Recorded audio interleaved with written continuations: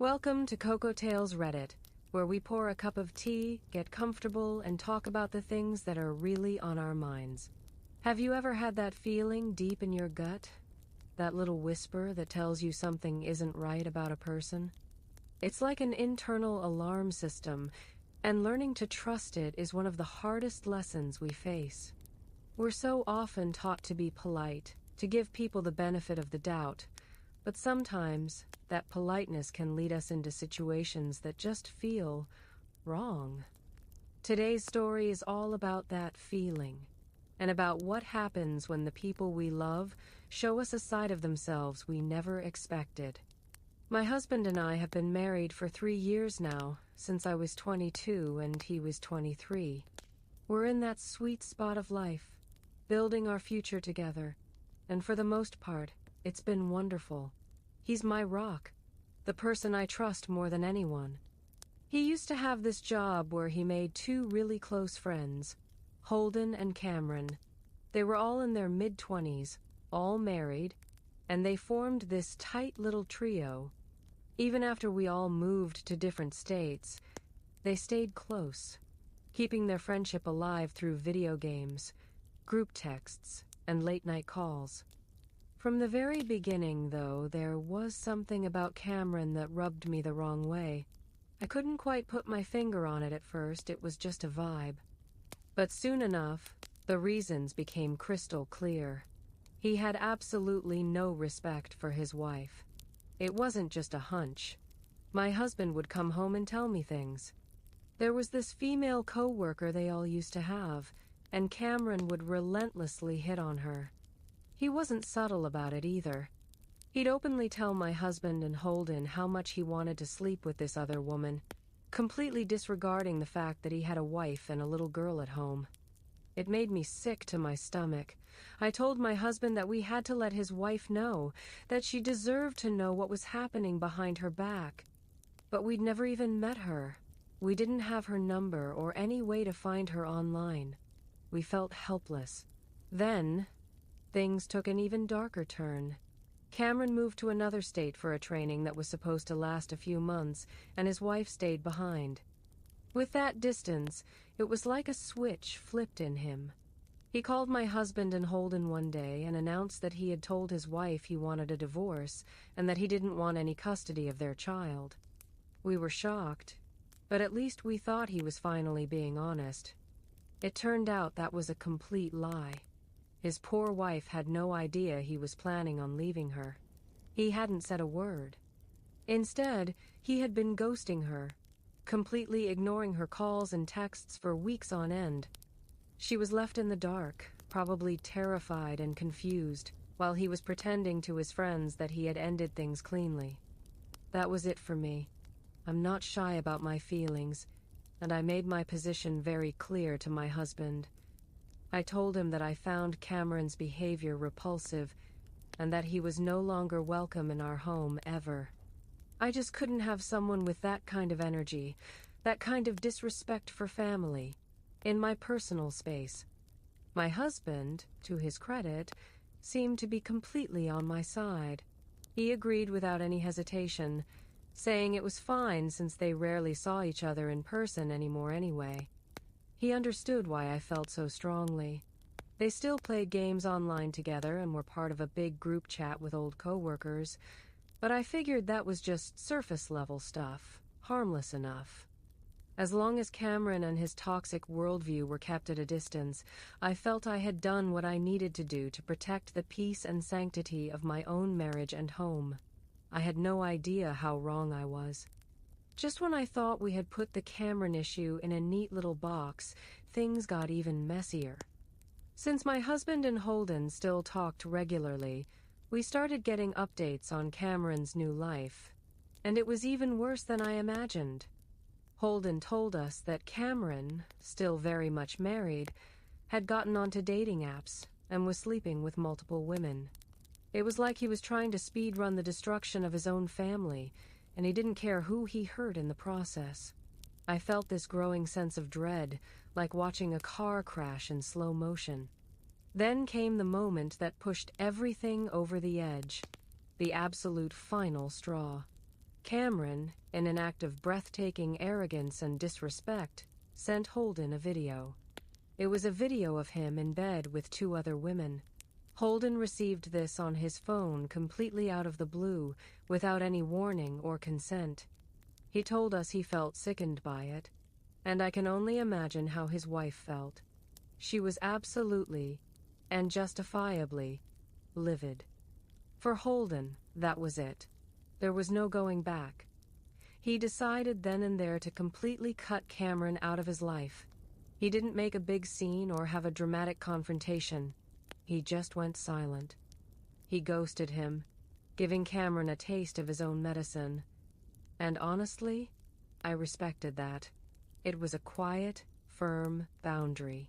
He was done. A day or so after hearing about the video, the topic came up again between my husband and me. I remember asking him casually, "So, are you still talking to Cameron after all that?" I was mostly just curious where he stood, assuming he felt the same way Holden did.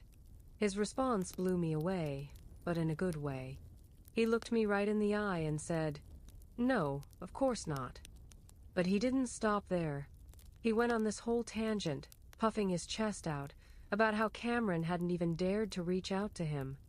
He claimed he had made himself so perfectly clear about how disgusted he was with Cameron's actions, the cheating, the lies, the hell he was putting his wife and child through that Cameron knew better than to even try talking to him. He painted this picture of himself as a pillar of moral strength. Then, he compared himself to Holden. He said, with this air of superiority, that he had more of a spine than Holden did. He criticized Holden for just ghosting Cameron instead of telling him to his face that they were no longer friends because of his disgusting behavior. He made it sound like Holden took the coward's way out, while he, my husband, had taken the honorable path of direct confrontation. Hearing him say all that, I felt this wave of pride. In a world that often feels full of moral gray areas, my husband seemed so black and white, so firm in his convictions. I felt so safe and secure with him. I thought, this is the man I married, a man of honor, who isn't afraid to stand up for what's right, even if it means losing a friend. He wasn't just talk, he stood on business. Or so I thought. I admired him so much in that moment, completely oblivious to the fact that his entire performance was a carefully constructed lie. I spent the next day basking in the glow of that pride. I felt so content, so sure of my partner and our shared values. It's a beautiful feeling, that sense of complete and total alignment with the person you love. I was looking at him and thinking, that's my husband, with this quiet little surge of admiration. It's funny how quickly a feeling like that can be shattered into a million pieces. All it took was a single phone call. We were just hanging out at home. I think I was making dinner when my husband's phone started ringing. I glanced over and saw the name on the screen. Cameron. My stomach did a little flip. It was strange. Why would Cameron be calling the man who supposedly told him off in no uncertain terms? But I tried to silence that little voice of doubt. Maybe Cameron was calling to apologize, I thought. Maybe he was finally ready to listen. My husband answered, and I could hear Cameron's voice through the speaker, tinny and distant but clear enough. And what struck me immediately was the tone. It was completely normal. It was casual, friendly, like two old buddies just catching up. There was no awkwardness, no tension, no hint of a major fallout. They weren't talking about anything important, just shooting the breeze. Then Cameron said something that made the air go cold. He casually mentioned that Holden hadn't spoken to him in 2 weeks and sounded a bit confused by it, and that was it. The call ended a minute later, but that one sentence was ricocheting around my head. If my husband had delivered this grand, friendship-ending speech, why would Cameron only mention Holden ghosting him? Why wouldn't he say something like, "Man, you and Holden are both icing me out. Why would he be calling my husband for a casual chat in the first place? The pieces clicked into place with a horrible, sickening certainty. The story my husband had told me didn't make sense anymore. As soon as he hung up, I turned to him, my voice quiet. I didn't want to yell. I just wanted the truth. I asked him again, "Do you and Cameron still talk?" This time, there was no grandstanding. There was no puffed-out chest. He couldn't look me in the eye. He just mumbled, "Yeah, we still do here and there." The hurt was instant and sharp, like a physical blow. And I need to be so clear about this, it truly wasn't about the fact that he was still talking to Cameron. I wasn't a fan of the guy, not at all, but my husband is a grown man. As long as he wasn't bringing him around our home, I wasn't going to control who he texted. The pain came from the lie. It was the fact that he had put on such an elaborate performance for me. He had manufactured this entire narrative about being more of a man than Holden, about having a spine and standing on business, all while secretly maintaining a friendly relationship with the very person he was condemning. He had used his friend's real, quiet integrity as a prop to build up his own false image. It all felt like such a sham, and I felt like a fool for believing him, for feeling so proud of a man who didn't exist. Seeing the truth settle on his face, the shame mixing with defiance, something inside me just snapped. All the pride I had felt for him curdled into disappointment. I got upset, and the words just started tumbling out. I told him I couldn't believe he had put on that whole act, pretending to be some kind of moral champion. I told him he was all bark and no bite. I know it was harsh, but the hypocrisy was just too much for me to handle. At least Holden actually stood on business.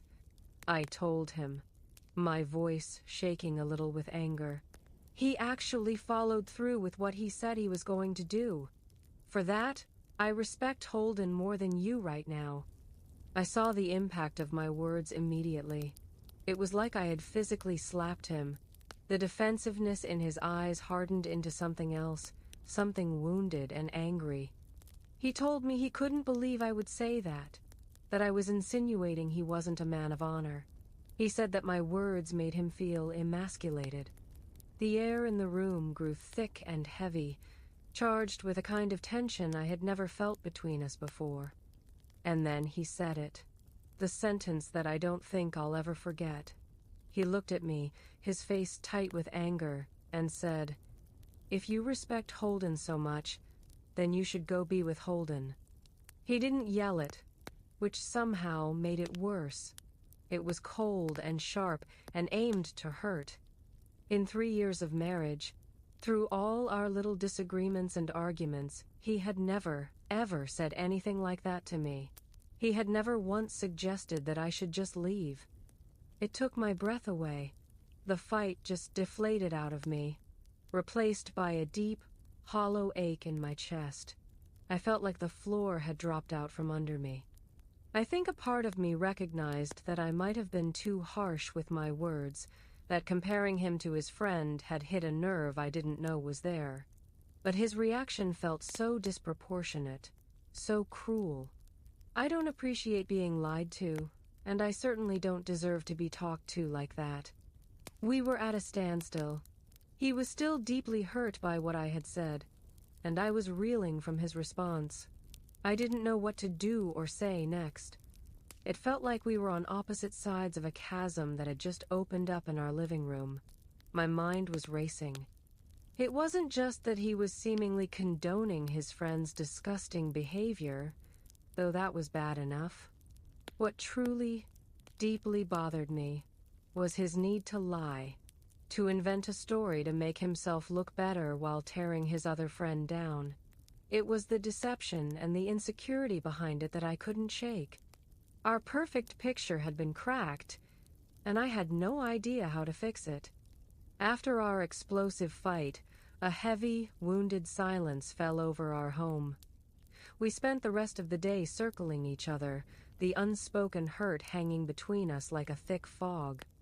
That night, we finally sat down.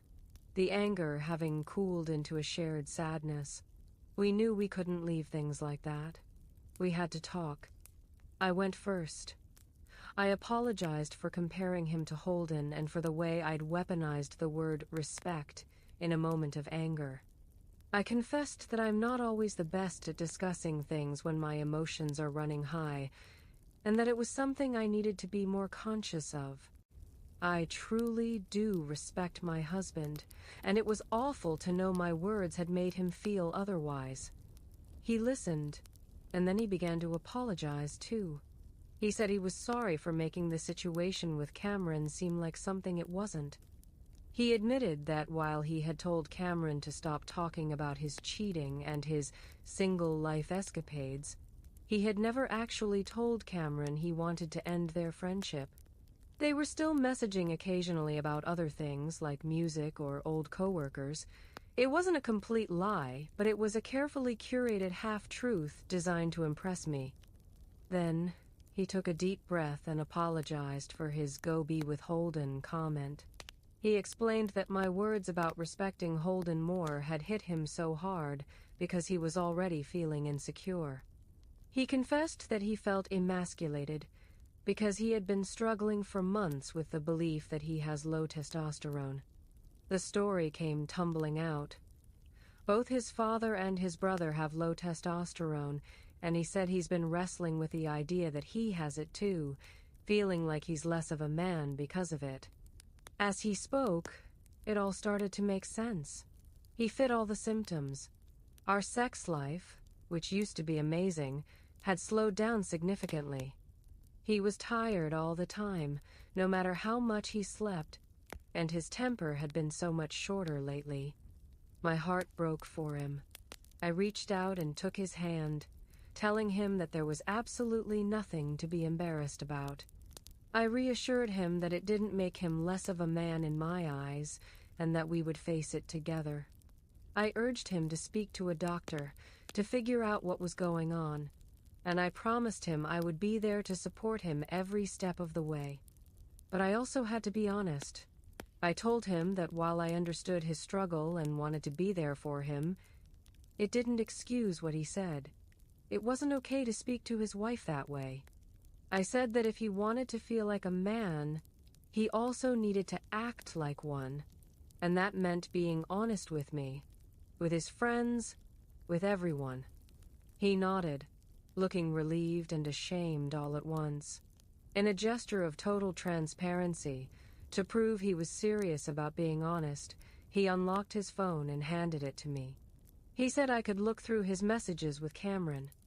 I hesitated, but I admitted that the story about the threesome video had left me feeling unsettled, so I accepted his offer, hoping to finally put the entire ugly chapter to rest.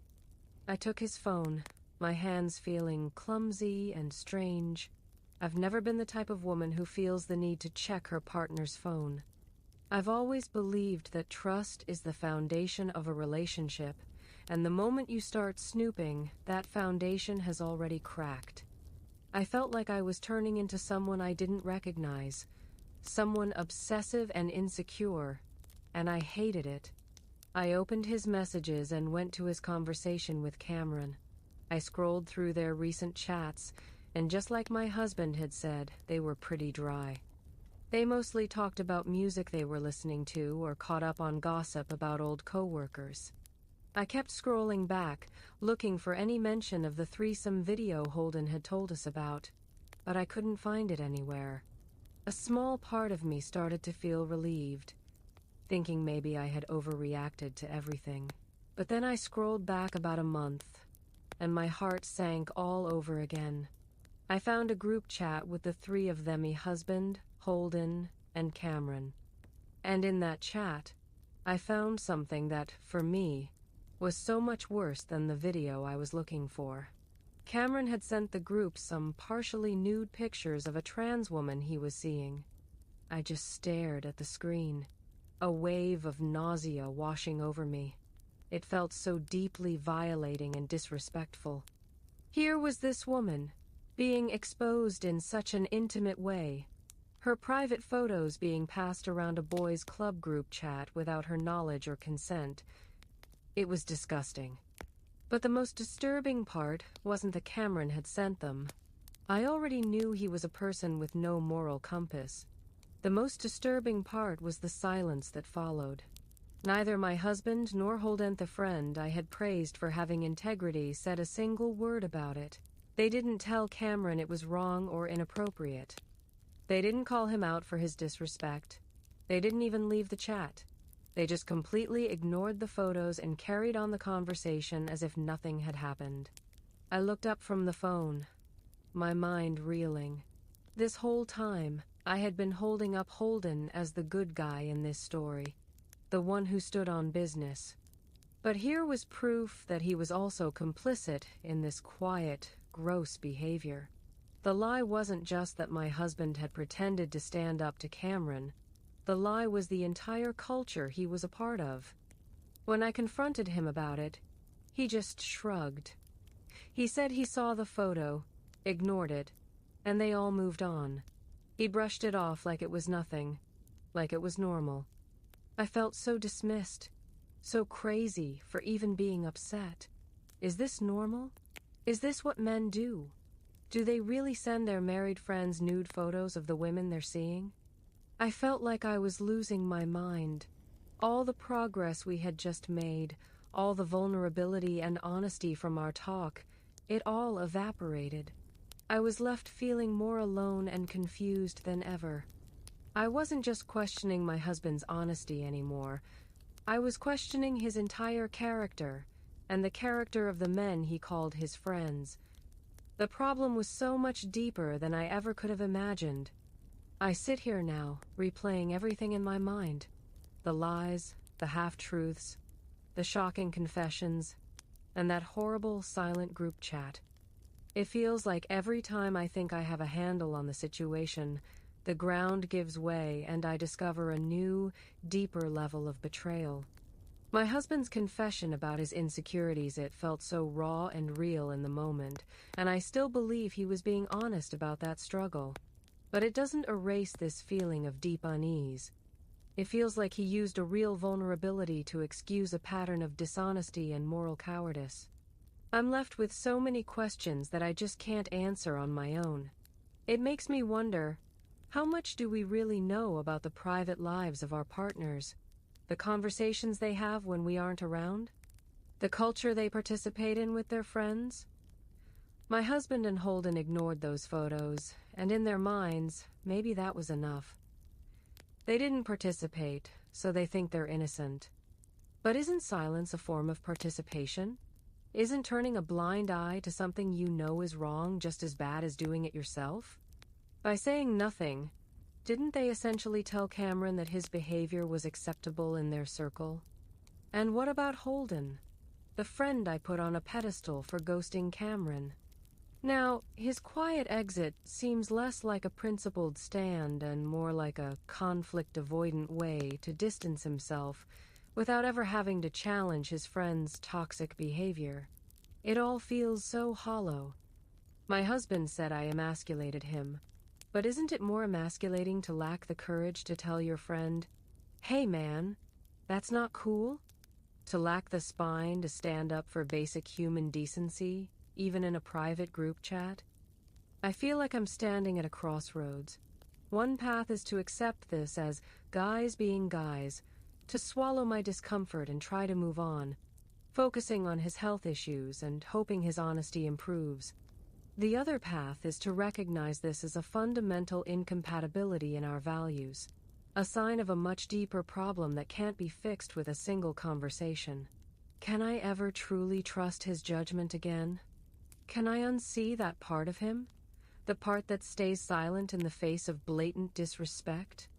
I'm so tired of feeling crazy, of feeling like I'm the one who is overthinking everything.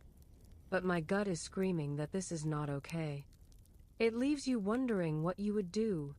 Would you be able to move past this? Or would that silence in the group chat be the loudest sound you've ever heard? If this story made you feel understood, don't forget to like the video and subscribe to Cocotable Reddit. Every follow and comment gives me the motivation to keep sharing these real, emotional stories with you. And if you have a story of your own, feel free to share it in the comments. I'm always here to listen. Now, let's talk about it in the comments.